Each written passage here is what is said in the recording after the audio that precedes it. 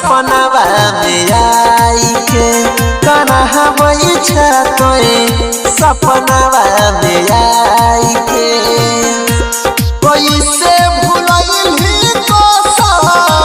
संघवा में खाई के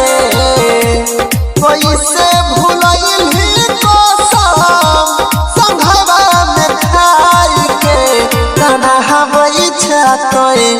सपनवा में आई के कन्हा बैठा तोए सपनवा में आई के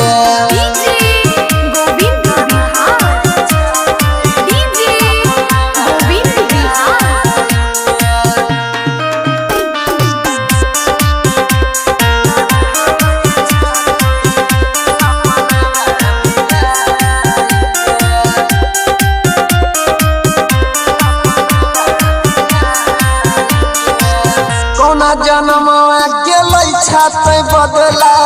देख के लोगवा कहे सब पगला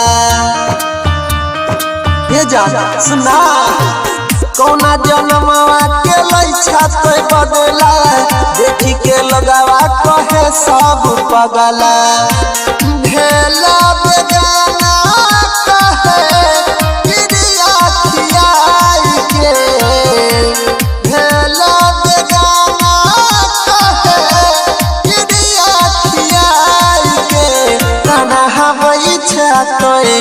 सपनवा में आई के कन्हा बैठा तोए सपनवा में आई के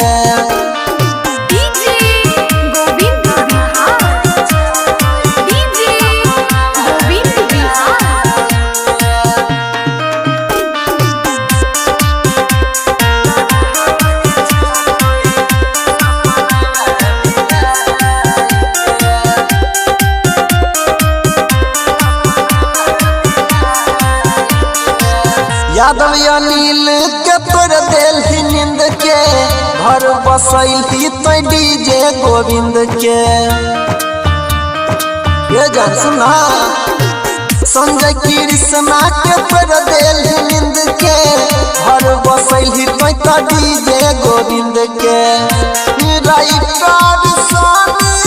थकलो तोरा समझाई के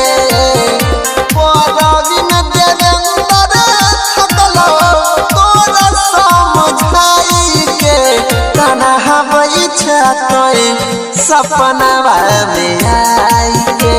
कन्हा बैठा तोए सपनवा में आई के।